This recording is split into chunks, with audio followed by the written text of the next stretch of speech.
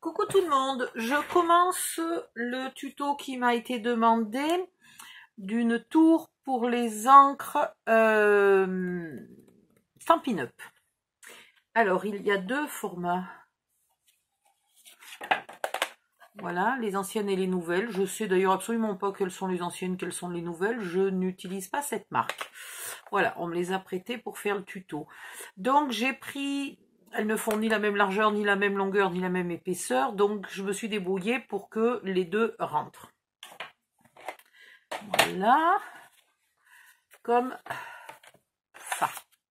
Avec toujours un bout qui dépasse pour pouvoir rattraper.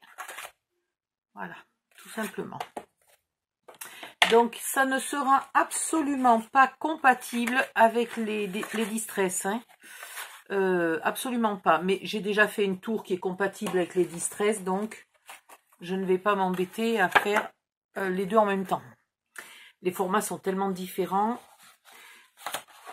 Il va vous falloir, je vais la faire pour 20 encres, puisque la personne qui m'a prêté ces deux pattes d'encre là a une vingtaine d'encreurs pour l'instant, et au cas où elle pourra s'en faire, puisqu'elle aura le tuto après.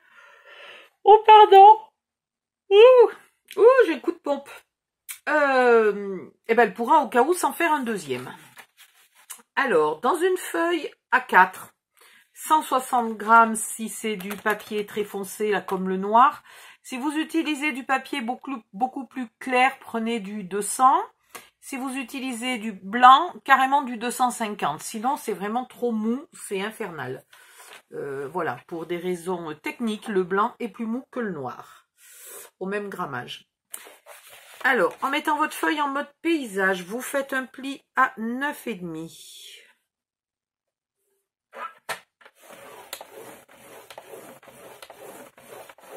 Un pli à 11,5.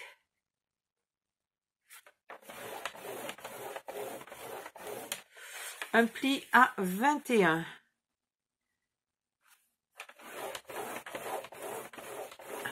Un pli à 23. Et vous coupez à 24.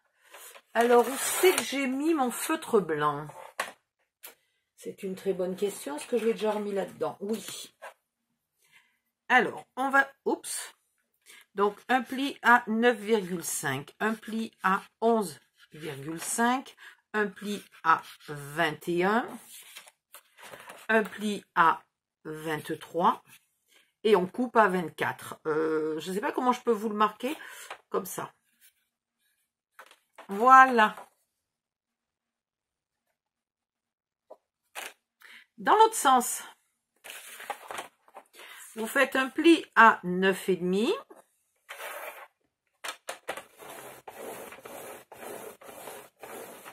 Et vous coupez à 10,5. Donc, 9,5 et 10,5. Là, c'est un pli et là, on coupe. Dans le deuxième morceau de papier, ben, vous refaites tout simplement exactement la même chose. Vous pliez à 9,5 et vous ne coupez pas, hein, puisque c'est déjà coupé. Voilà. Il va nous en falloir donc 20.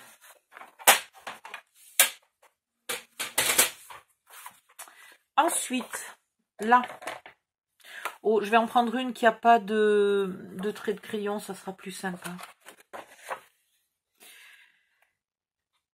Ici, le grand de 1 cm, c'est un onglet de collage, donc je les pointe un peu. Les petits tout là, de 1 cm par 2 cm, je les épointe aussi. Ok? Par contre, les grands, je coupe droit. Donc là, je coupe droit.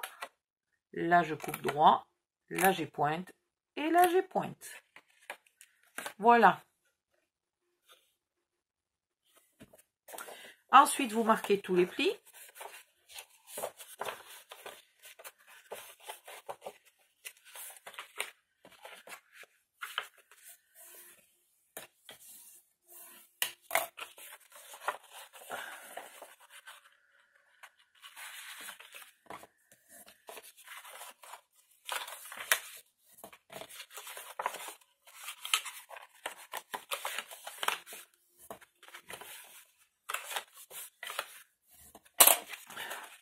Puis vous collez toujours l'onglet à l'extérieur.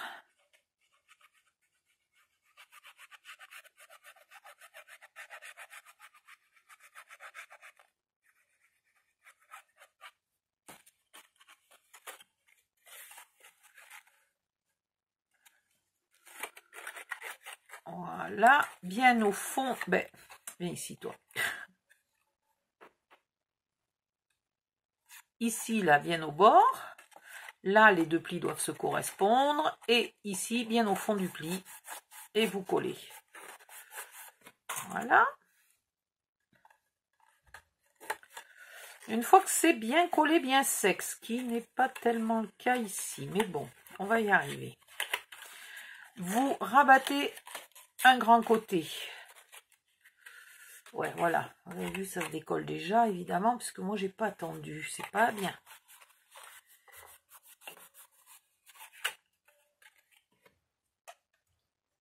Ici, vous mettez un peu de colle. Ici, vous mettez un peu de colle. Vous rabattez. Vous recommencez. Ici, un peu de colle. Et ici, un peu de colle.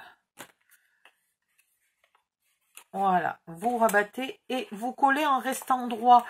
Vous mettez pas là, ici. Voilà, vous mettez pas. Il faut rester parallèle là. Il faut qu'on ait les 2 cm.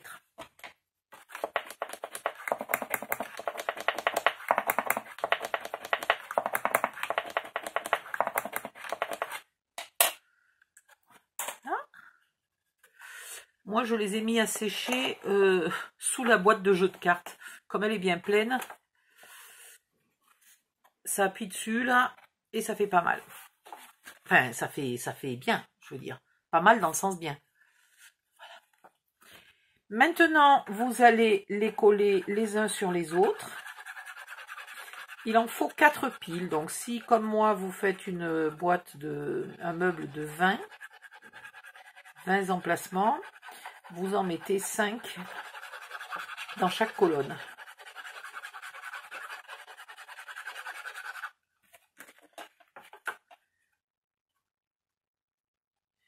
Alors vous pouvez, comment dire, faire un peu plus original si vous avez envie, mais je n'en vois pas tellement l'utilité. Vous pouvez en mettre, si vous voulez, par exemple, 3 comme ça, et puis 2 ici. Voilà, ce qui fait qu'après, il y en aura... Ceux-là sont pas tout à fait finis de coller, donc ça va être compliqué pour vous montrer, mais je vais essayer. On va rabattre l'arrière qui n'est pas collé.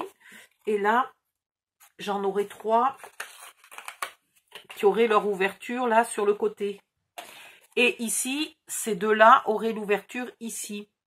Donc, ça peut être plus joli. Et encore que, je vois pas tellement où c'est plus joli. Voilà, on pourrait même faire ça si on veut. On peut faire ce qu'on veut. Sauf que du coup, ici, on aurait péniblement la place de mettre des velcro et de mettre les petites mousses pour les ranger en face de la bonne encre. Donc, c'est quand même nettement plus futé d'en mettre 5 comme ça. Voilà. Et puis, là, 5. 5, on a dit 5, merci. Qui auront leur ouverture sur ce côté-là. Alors, ceux-là sont beaucoup plus petits en hauteur quand même que les Distress Oxide. Donc, Oxide. Vous pouvez éventuellement faire un peu plus haut. Hein. Il n'y a pas de souci à la faire plus haute si vous pensez avoir besoin de beaucoup plus que 20 encres. Faites-la un peu plus grande. Voilà, je vais faire tout ça. Je vais faire mes 4 colonnes bien collées là, bien droites, bien bord à bord. Et puis, je reviens quand j'ai fini tout ça pour vous montrer la suite. Parce que ça va quand même prendre un petit moment pour faire tout ça. Hein. Voilà. Je vais arrêter là cette vidéo. Comme ça, je reviens dans la suivante avec tout ça déjà fini. Bye bye, à bientôt.